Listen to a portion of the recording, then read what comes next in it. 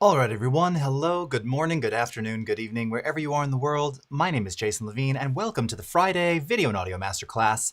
Today, we're going to talk about making some GIFs. And I saw Noor in the chat just now was like, GIF or GIF, fight! We will use GIF here.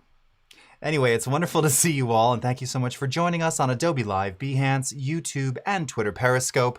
So as always, a couple of quick shout-outs here. Ferry, Wesley, Calixta, Steve, Festus Kosaboon, Rick Adams, Moat Avoid, Christine, Christelle, wonderful to see you, and Wade and Mallory. Oh, lovely to see you as well.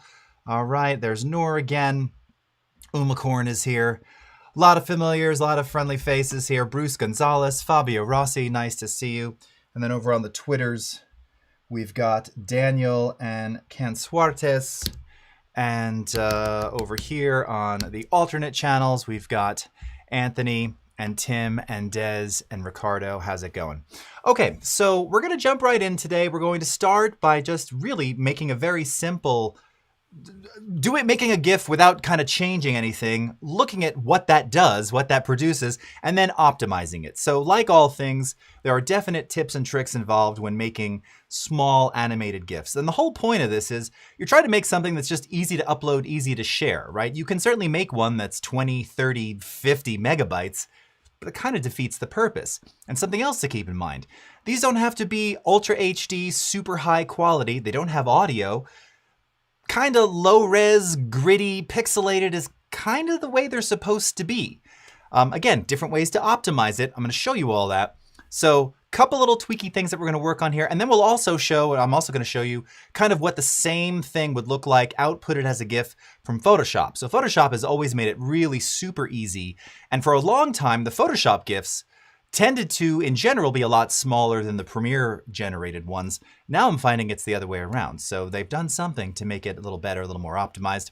Want to remind everybody, of course, that I will be following the live chat over here, b.net/Adobe Live. So if you're watching on Twitter Periscope or on the other YouTube channels, I'm not going to see your comments probably during the broadcast. So I'll come back to those at the end. But if you want to submit live questions, this is the chat that I'm reading live. I never can get this right. This is the chat that I'm reading live, so go ahead and follow that one. All right? All right, couple of last quick shouts here. Motion Master, Priyanka Bala, nice to see you. Okay. Ebukir Bailan, thank you so much. Great to see you. Okay, well, let's go ahead and switch over to Premiere, and let's get started, shall we? Perfect. Okay. And the subject of our animated GIFs today, Shark Puppet Imposter, and yours truly. I just can't get enough of that little puppet. So here we have, something that would absolutely qualifies as a funny little GIF. Now the audio is still on here. I'll turn it off, but this is just a really short little clip of the shark puppet from some of the videos you've seen. Is that toilet paper? Okay. So this is what I want to make a GIF of. A screaming shark puppet who then asks, is that toilet paper? Does it make any sense? Does it have any meaning? No, none at all. Like all good GIFs. There's some like classic ones like, Deadpool guy, Ryan something. And, it's actually, I think that's a Sandy Bullock movie. And he's like in the plane shaking his head. That's like a super famous GIF. But think about that. You've seen it on Twitter. You've seen it on Facebook. It's super low res, super pixelated, right? Small, easy, shareable. Okay, so we're gonna take this. Oh wow, look at that stop frame. That's what you call real motion blur, kids. We're going to make sure that I've got my timeline selected here. Go up to the File menu, Export Media, and go into the Media Encoder. All right, Ryan Reynolds. Thank you, Carolyn. Gosh, some days, right? It's like the brain. I always think of my 10th grade AP history professor who said, are you thinking? You must be. I can smell the wood burning. I can smell it, but it just wasn't coming out. Wait, just as long as we get the audio of the scream. His screams are so good. Now, again, he's the imposter. He is mimicking, but darn it if he can't turn that scream on immediately right away. Okay, so let me start first just by, if you did this for the first time, what's going to happen is like with many formats, when you choose animated GIF as your export format in Premiere, the default preset is to match source.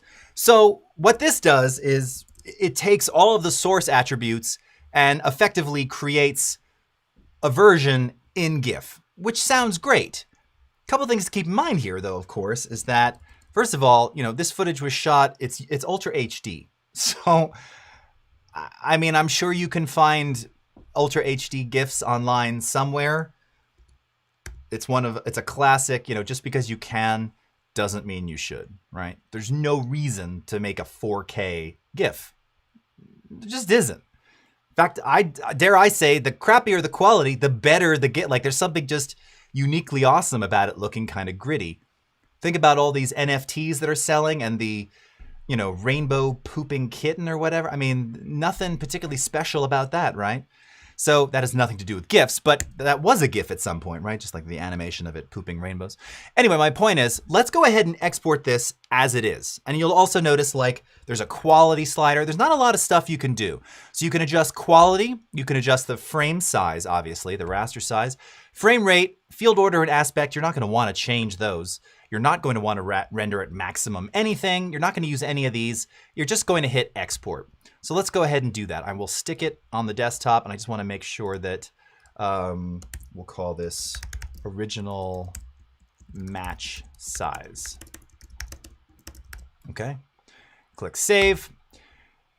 Go ahead and export. So I'm going to use Media Encoder in this modal method here so that it takes up all my system resources but exports as quickly as possible.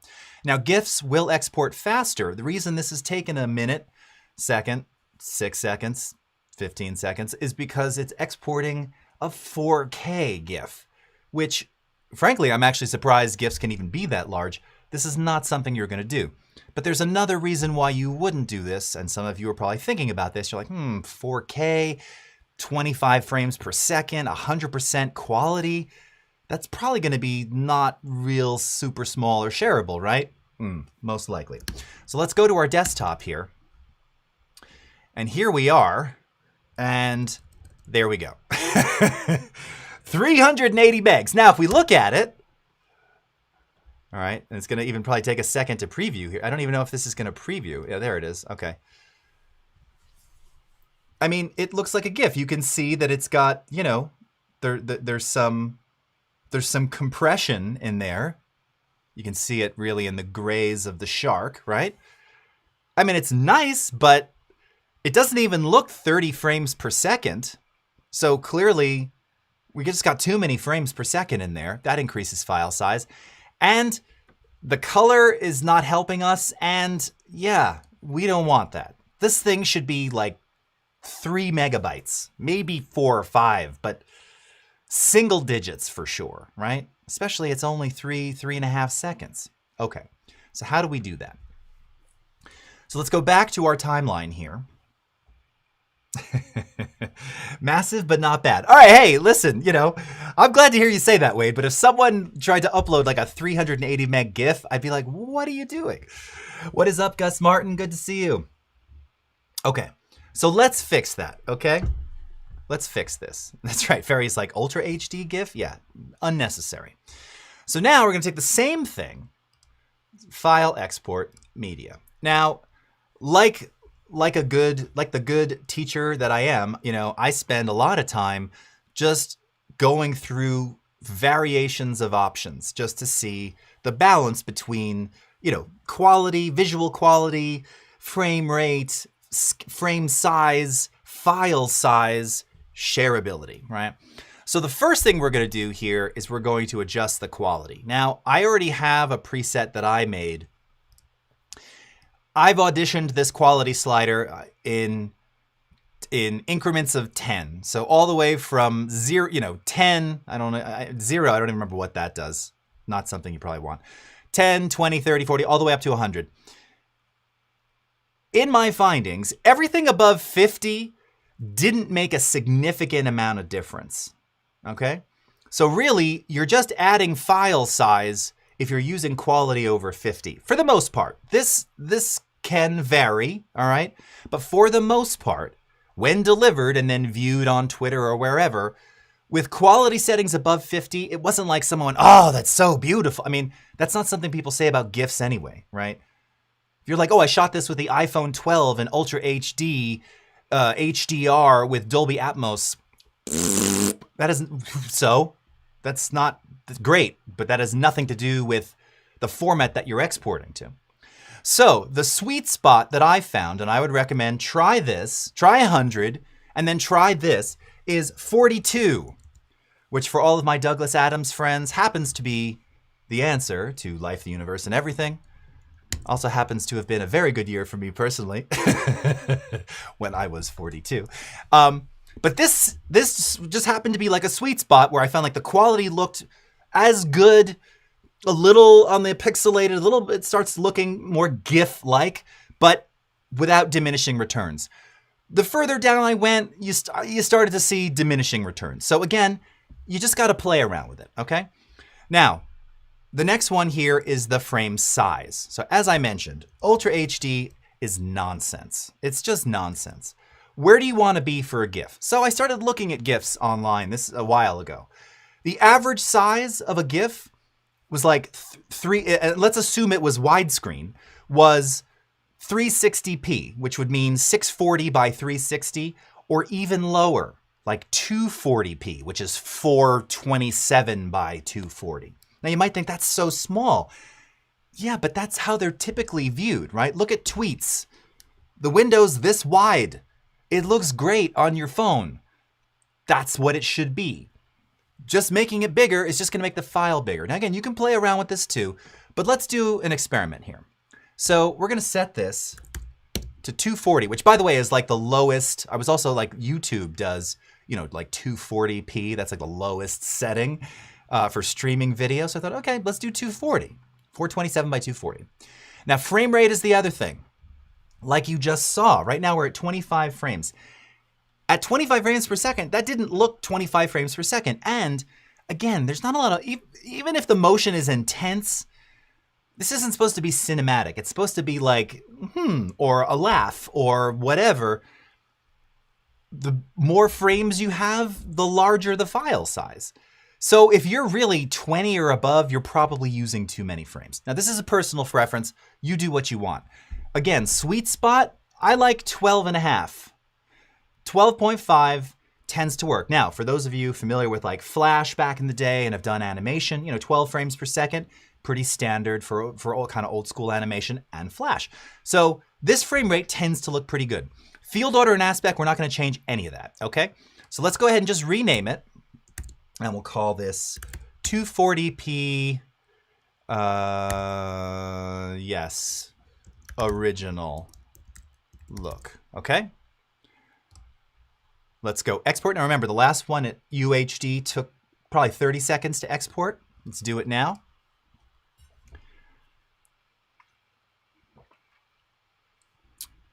Done before I could even finish drinking my water, okay? Super fast. So now if we take a look, let's go to our desktop.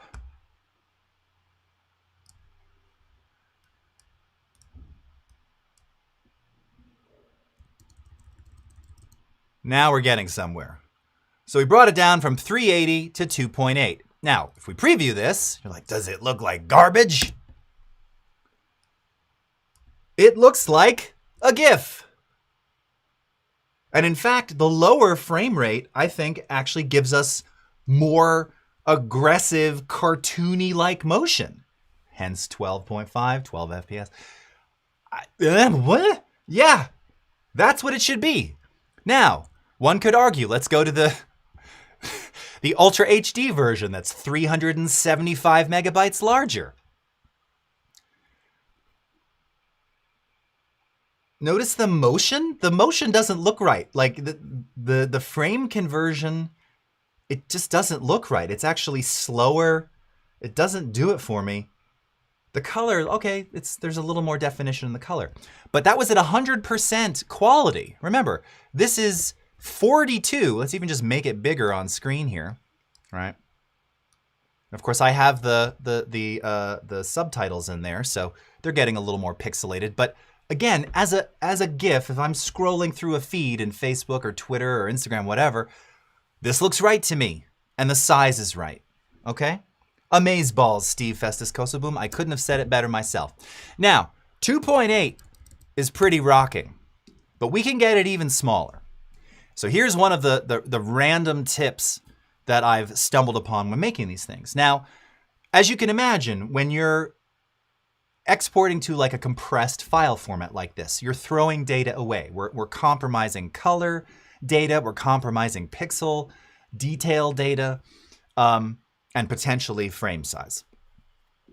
So one of the things that you can do so that it optimizes the colors that it's going to use for that GIF is to really maximize a smaller set of colors. Here's what I mean by this. So my initial thinking was, okay, you know what? If it's too saturated or it's too it's too vibrant, maybe I'll like desaturate and devibrance and drop the contrast and increase the black level so we go into sort of a gray shadow as opposed to a black shadow, and kind of flatten it out. That, as you might imagine, produced the opposite effect, which was that the file size actually grew, because now you're introducing more levels, more gradients of color and of gray. More gradients, more levels of color, more ways it's going to have to figure out how to compress those pixels and deliver the look that you want. So you don't want to flatten it. You actually want to crush black levels so that they're almost full black, not gray, and you want to oversaturate color so that, again, there's not so much definition. Like even right here in the mouth of our little creature here, right? There's red, there's pink, there's maybe a little magenta. There's like a lot of degrees of red. We want to simplify this so that we can make this even smaller. So that's actually exactly what I did. Let me go to a still frame here that's a little better. Okay. So in Lumetri Color here, go ahead and turn it on. You might think, oh gosh, look at that. Yeah, I crushed the black levels, so we're already pegging at 0 down in our Lumetri scopes. I've brought down our highlights as well. Again, you can see I brought the black level down here, and I have pretty significantly oversaturated. I think I might have added some, okay, I didn't add vibrance on this one. So it's just adding the addition of saturation, black level, dropping the highlights, okay? So here's the before, here's the after. You're like, well, it looks super dark now. You know, still visible as a GIF. How is this going to do when we export? Let's go ahead and do it. So using the exact same settings, right, we can verify here, 240p, 12.5 frames per second, quality 42, no audio. Let's go ahead and call this one 240 and oversat add contrast. All right. Save. Just trying to name it so that we can see the difference. And let's click export. Take another sip. Okay. Back to our desktop. What? Look at that right there. So we went from 2.8 now down to 2.5. So let's take a look. Let's compare the two. And I'll make it a little bigger. All right. So here's the 2.8. Again, already, whoops, this way. It's already legit. Looks good. Here's the other one. Oh, it's going to make me resize it. Oh, dopey. That's dumb.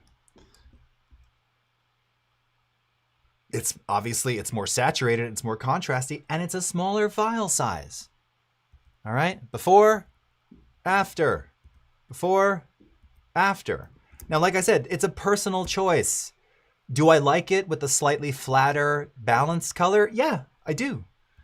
But if it's like, I got to get this under, 2 megs or whatever it is, now you know a way to do that. And this is really consistent. I've done this a bunch of times on a couple of different options here and always turned out the same thing.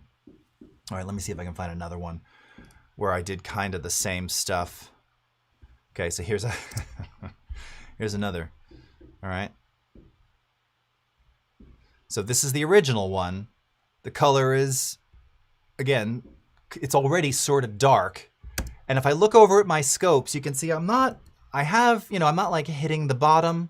I'm not hitting 0 here. So theoretically, there is still shadow detail. We haven't completely crushed the black level entirely. And as filmed in camera, I clearly was peaking in the highlights because I'm shooting against the window right here.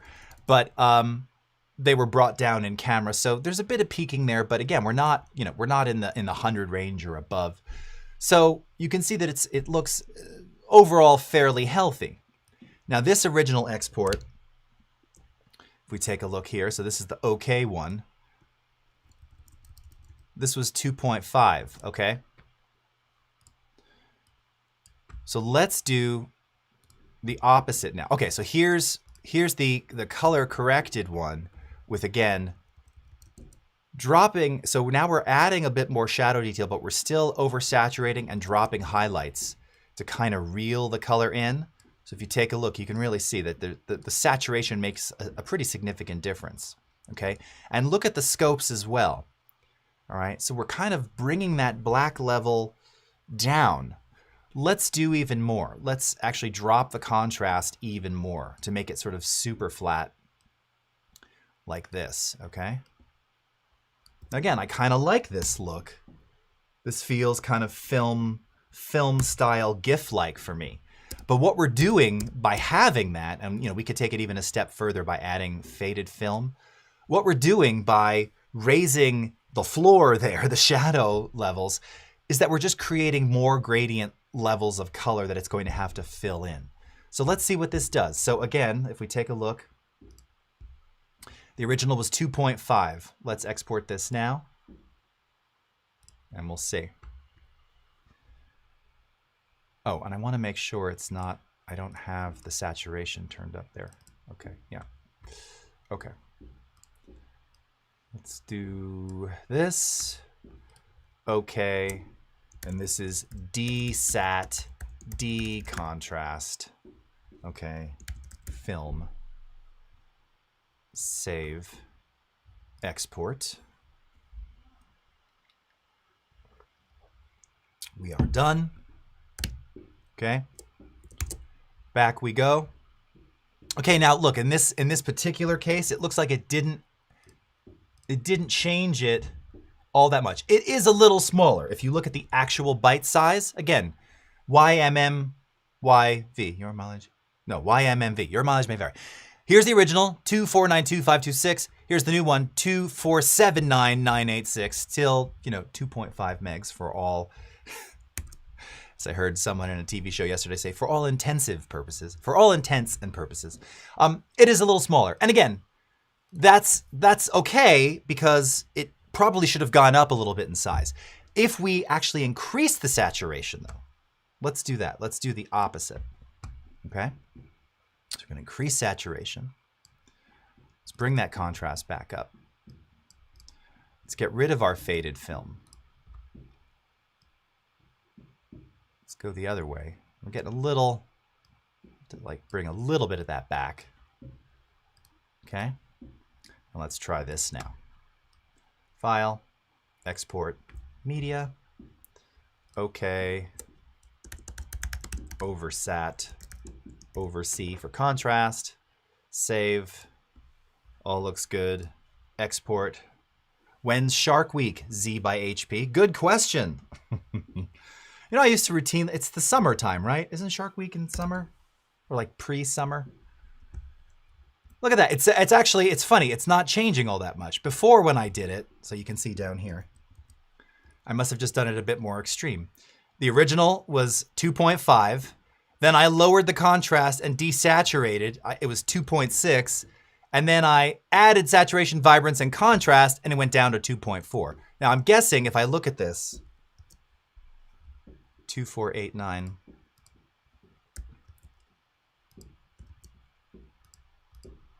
And let's go to the original here.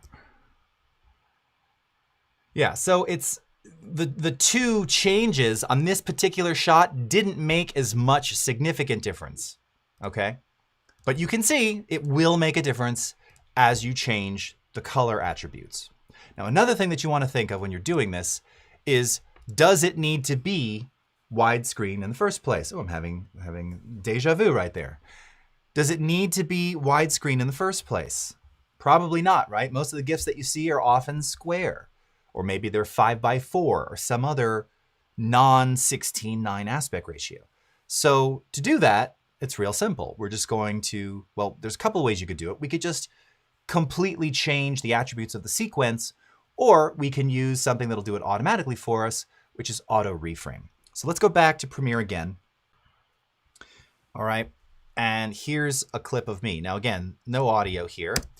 Just a shot of me looking up, excited, doubtful, excited, doubtful, excited, doubtful. Perfect game for a GIF, wouldn't you say? Okay.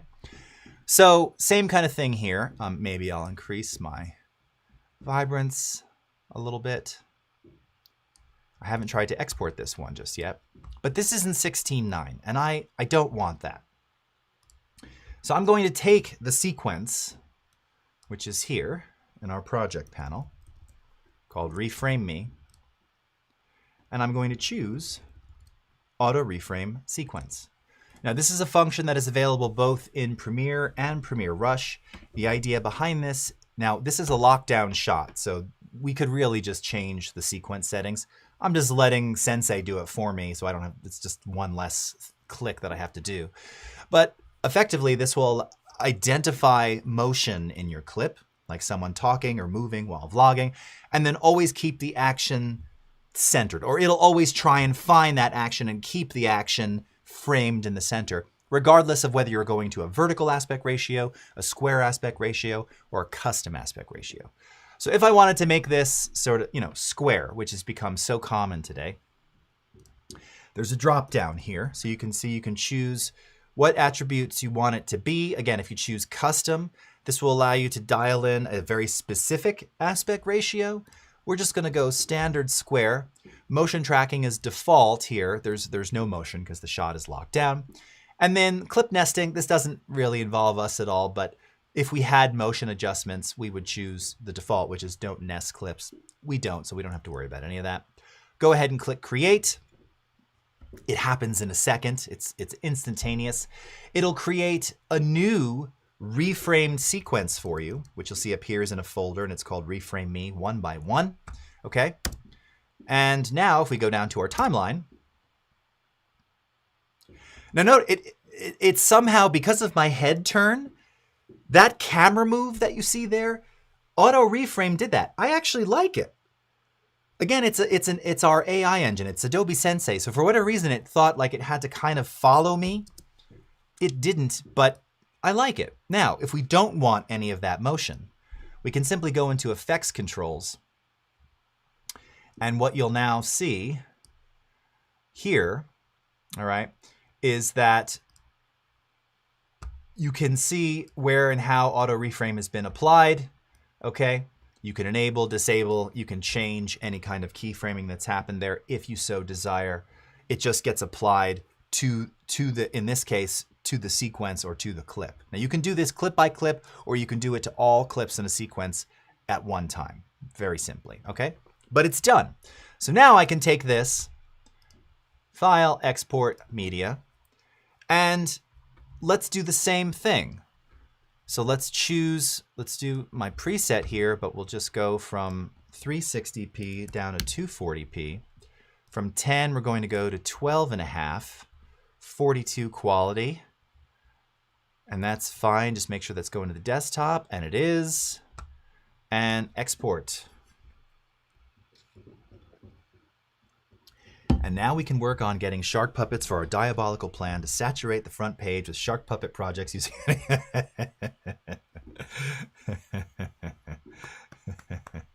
I love that.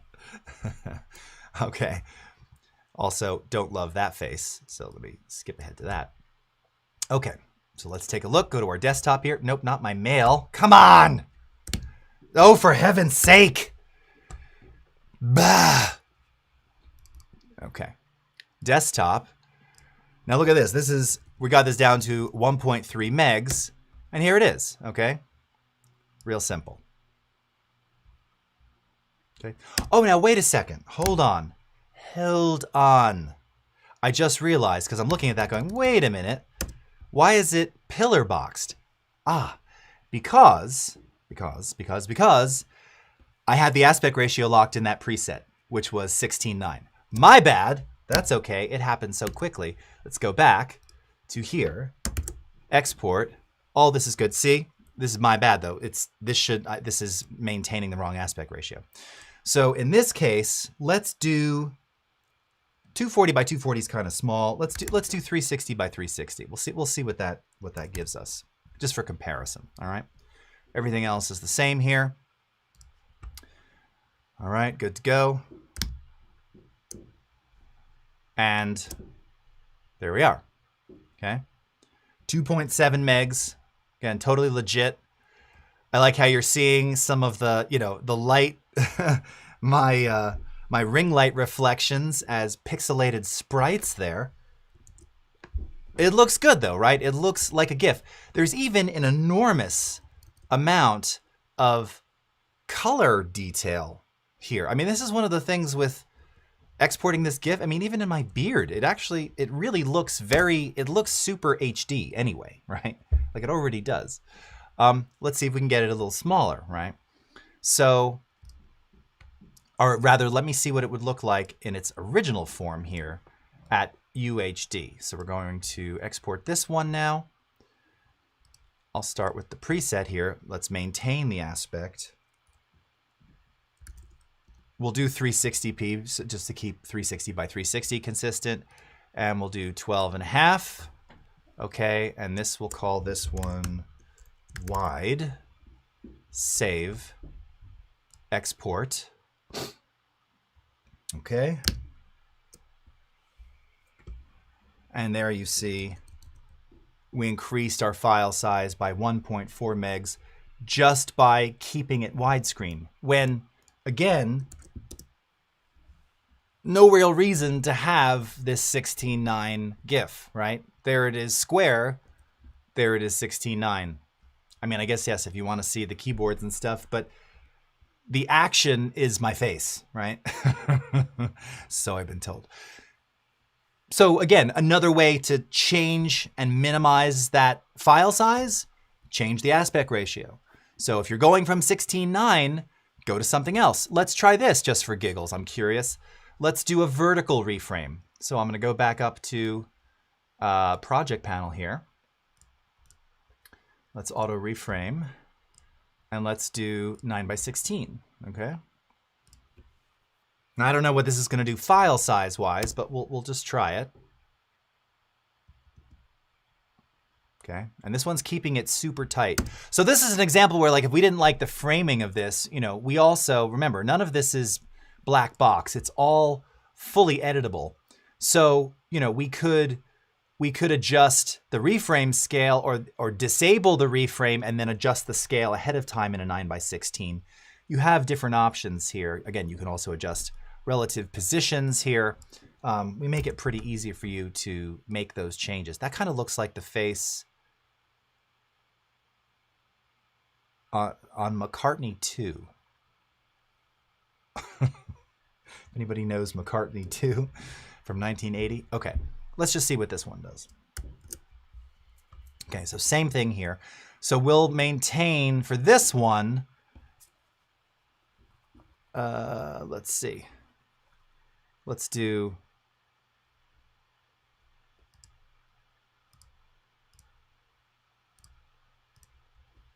360, 640. Okay, 12.5, 42. All right, that's all fine. Export. Now, I suppose also theoretically we could probably say, well, maybe we would rather do like 180 by 320, keep the long side closer to that 360, or figure out what that is. Here, actually, let's do this now. If I lock that and make the height 360 instead, so 203. Okay, so let's do that. Let's export it. And let's see what we have. And that one's 1.7. Okay. So the original widescreen, 4.1. our first square one, 2.7, 9 by 16, 1.7. Okay. So you can see how the frame size aspect ratio significantly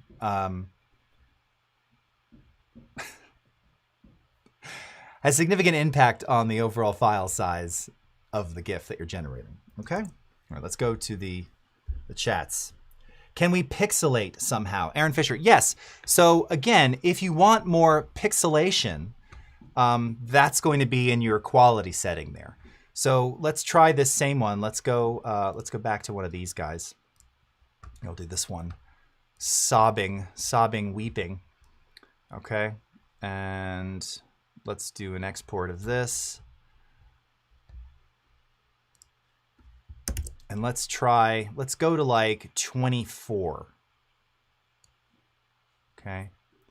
We're at 240p. That's good. Everything else is right. Okay. And we're going to call this less pixels. Actually, it's fewer pixels, but more pixelated. Okay. Export it.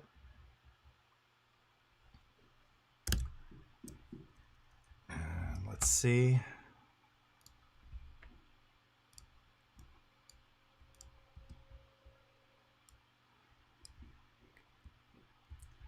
Okay. So if you just look again as the color detail, you can just see that the color palette it's a slightly smaller palette here. Okay. 2.7. Let's take it down even smaller. Let's see if we drop that quality way down. And like I said, I think 10 was kind of the threshold. Let's go to 9 and see what that does. Q9. Okay. Export. Super fast.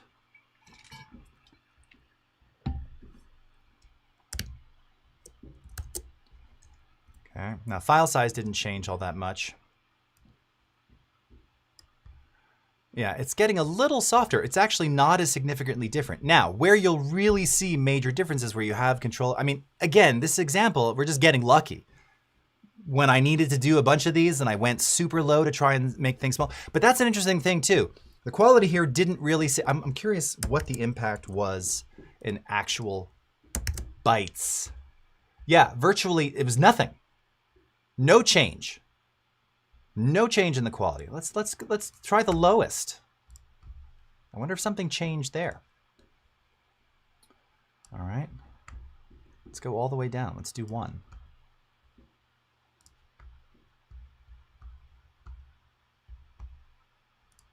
What does a quality of 1 do?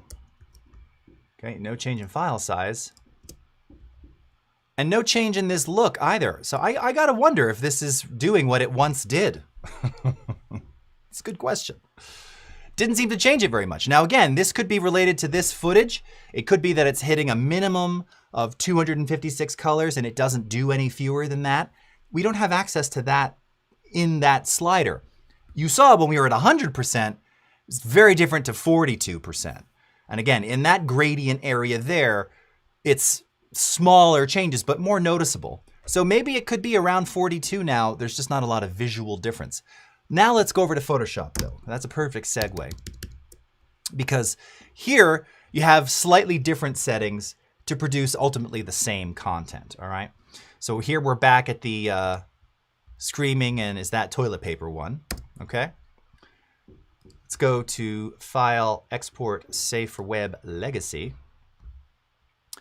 And the nice thing about doing it in Photoshop is that, again, you have a lot more visual feedback before you do the export. On the Premiere side, you don't really see any of the visual changes. 5 major things here that will all affect file size. So right now, again, now this is HD. This is not a UHD clip. This is an HD clip. So right now, with the settings where they are, it's going to produce a 12 megabyte GIF. It's already too big. And that's using very few colors and the perceptual, which is the default color reduction algorithm. All right, first thing, let's go ahead and bring this down. Let's do 240p. All right, so to try and make these things consistent. Okay. So give it a second to do its thing. Okay, so right away, whoops, you can't see. We're at 2.81 megs. All right, so we just dropped it almost 10 megabytes by dropping the frame size. That makes sense. Also, it's really nice that Photoshop gives you the preview. Now, to that question before, you can really see here that we're working from a very limited color palette, right? So, as I mentioned, there's several details in here that will give you slightly different file sizes. First is changing the color reduction algorithm. So if we go to like adaptive, okay, we were at 381. Now just making that one change, let me move this over, to adaptive, okay, clearly you can see there's now more color detail, right? So here's adaptive. Let's go back to perceptual. Perceptual, it's really, you can see the palette choices here. They are minimal. Adaptive is doing just that. It's looking at all the various colors in there and adapting for a 128 color palette. But we went up about a meg, okay? I usually choose between adaptive and perceptual. So if you like adaptive, you know, now it's like, well, 3 megs isn't bad. So what else can we do? Okay, well, under quality, you have a couple of different options here. Now, bicubic is the default. Again, each of these will produce slightly different looks. Maybe not affect overall file size. I've seen it on some GIFs where it does. Okay, so on nearest neighbor, now we're at 384. Where were we before? Bicubic. Let's see where it lands. 377. Okay, so we went up a little bit. Bicubic is the default quality. I tend to like this one and think this one looks the best. So that affects the file size. Color reduction algorithm affects file size. Actual image size affects file size. And then lastly, your colors, right? So again, if we want to give it the most, let's go to 256. Now this one looks the best. Like I like the look of this one. It looks the most like Premiere's, although again, we still have that there's a lot of color banding going on back there. But the file size is 4783, okay? So it's a little bit bigger. So let's see how we do. Let's go ahead and save this one. Okay, Scream TP for PS, 256 color .gif. Okay, that one's done. And let's go back to this here. I'll put the audio on for a minute because someone was Bruce was just asking about that. Oh wait, no, it's the TP one, sorry. The toilet paper. The toilet paper. Okay, and I'm going to just adjust the black level. It was really crushed here. It's gonna adjust it up just a little bit, okay? Or maybe to be fair, just for total apples and oranges, no color adjustments, all right? But let's use the same frame size settings. So we'll go to Export Media. All right, 240p, 12.5. That's the other thing on the Photoshop side. No adjustment to frame rate. It's doing what it's doing. You can't change that. Here, that's something you can change. We're gonna go with 12.5. Quality's the same, frame size the same, 240p, okay. And we'll call this compare to PS, save, export. Okay. By the way, what do people think about this you've exported dialog box? I've left it on purpose because it's the new option that is on, it's enabled by default. I find it very annoying. I'm curious for those editing in Premiere what you think. I find it really, it's just very distracting. It's just not necessary, right? Okay, so here we go. So Photoshop, all right, 5 megs, Premiere, 2.8. megs. Photoshop, 5 megs, and it still looks to be like 30 frames per second. Premiere, 12 and a half frames, definitely more pixelated to whomever was asking that before. But for my money, the smaller one that's more pixelated and gritty, I like the Premiere one better. The Photoshop one looks good. Again, different style of color banding. You can see it on the wall in the background. But the Premiere one just has a more smooth, consistent looking color, and it looks like a GIF should look to me. The nice thing is, you have both options. So I tried before the stream here to get the Photoshop ones to be the same size over and over as the Premiere ones. It was hard, and I could get them about the same size, but they would have been with that very limited color palette, and it just didn't look as good to me. So here's what so let's do it. So here we'll go to the to 128.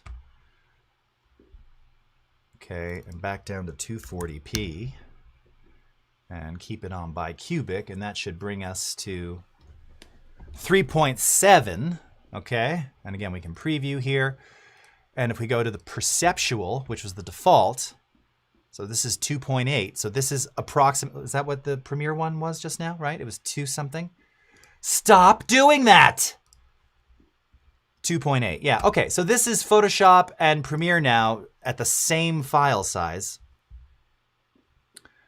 All right. Same size as Pro. All right. So it's, all right, it's 0.2 megs larger. So here's Premiere's now. Love this. We can just kind of do them side by side. And here's Photoshop's. And the Photoshop one, while the frame rate looks, I mean, it's just, it's full 30 frames per second. But notice the, I almost said an olive. Notice the lemons and limes. On the Premiere one, it's very clear what those are. On the Photoshop one, it's much more artistic, right? There's just a lot more color banding because the color palette is minimized, right? And you're seeing it in the back of the chair. Again, they're both cool. It just depends what you want. But I love the look of the Premiere ones, and that would be my primary vehicle, primary choice, if I were going to be creating GIFs. So my friends, that's it. It's that simple. Drag your content into the timeline, file, export media, choose animated GIF as your format, and then, as recommended, change your quality slider, like we showed you before. So now it appears below 42 isn't making a significant amount of difference, but above 42 is, and it's only increasing file size. So drop that down. Change your frame size. Again, remember, where is this being viewed? Is it being viewed primarily on phones or in a browser in a narrow column like Twitter's default? It doesn't need to be 16:9, and it doesn't need to be super large frame sizes, right? We saw that. So reframe to square, reframe to vertical if you so desire, but take it from, UHD 3840 2160 and shrink that all the way down to 240p or 360p. Really, ultimately, you want to get down to single-digit megabytes. And these are all 3 to 5 seconds. I mean, most GIFs aren't longer than that anyway. So, but that should be kind of a good thing in mind. If you're exporting a GIF that's 3 or 4 seconds and it's 12 megs, there's better ways you can optimize it a little better, right? Cool. Okay, checking back to the chats here. Clarissa, thank you. You're very welcome. Banding on the run, Reverb Mike, still providing us with those Friday humor. Do you have a podcast, dude? I feel like you should be doing a podcast. So is there a default frame rate in PS, or is it just based off of the clip input? Yeah, I mean, I can only guess, Wade, because I've not found a way to change it, that it's just taking whatever the default frame rate is. Now, again, if, like in this case, I exported an HD version of that UHD. On the Photoshop side, if I know I was going to build it in Photoshop, I'd probably export it down to maybe keep it at 720 or whatever it is, but change the frame rate ahead of time if I know that's what I want to do. Because clearly, yeah, you don't have the option here. Unless I'm missing it somewhere, but I don't think I'm missing it. Yeah. I mean, there's an optimized file size, but that's just a general part of the save for web.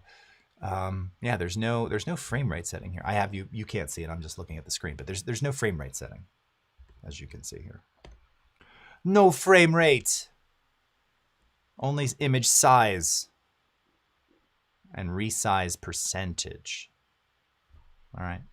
So yeah, so I would probably shrink it down ahead of time if I were going to do it in Photoshop. But compare the two, because like I said, I think the output of the Premiere ones now actually looks better. It used to be the reverse. I think I did a stream 3 years ago where I showed this, or 4 years ago. And I actually wound up saying, the Photoshop ones look better.